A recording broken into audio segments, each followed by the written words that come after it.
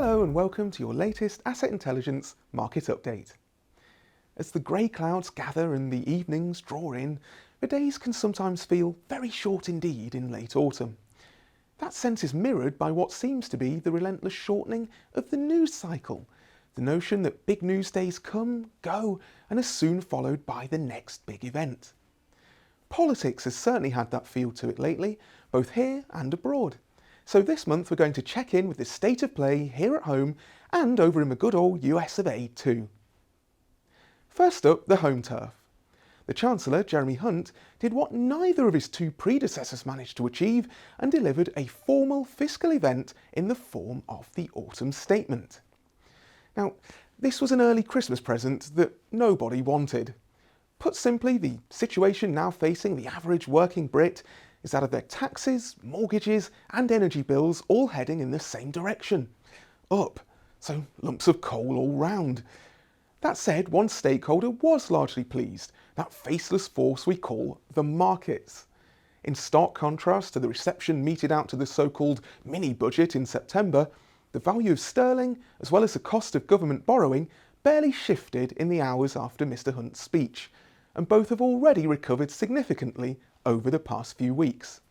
So the case can fairly be made that the Chancellor has done what he set out to do, prioritise financial stability and credibility above all other considerations. However, it would still have been nice to hear more about how economic growth is to be encouraged over the long term. Still, over a shorter time frame, one smart judgment from Mr Hunt was to pencil in spending cuts from 2025 onwards. Not only is this after the next general election, conveniently, it gives the economy breathing space in the short term. In fact, one does wonder whether these cuts will ever actually happen, whichever party wins next time around. Further, uprating pensions and many working age benefits by inflation, as well as hiking the national living wage by close to it, will help to support consumer spending over the difficult months ahead. For a significant number of people, the winter ahead will feel cold in more ways than one. Yet with its sound money approach, the new government does at least seem to have won the confidence of the financial markets. So when the economic clouds clear in time, that could provide a platform for the UK's attractively valued stock market to recover. Jeremy Hunt appears to be betting on it. Now to finish, let's check in with what's been going on about 3,500 miles that way.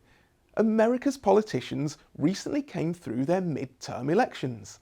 For these, the president stays put, but many other elected representatives must face the voters. So what happened this time around? Well, the Progressive Democratic Party, of which Joe Biden is a member, put in a much better performance either than expected or than the president's party has tended to do historically.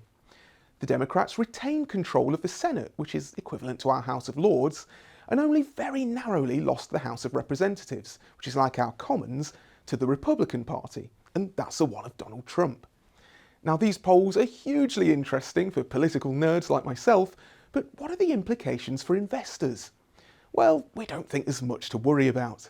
After this year's rocketing inflation, the Democrats would have shied away from any further big spending packages anyway. So the fact that the Republicans can now block legislation with their control of the House is unlikely to have big knock-on effects for the direction of economic policy in general. That's all from me this month. Feel free to like, comment, share and subscribe, and as ever, thank you for watching.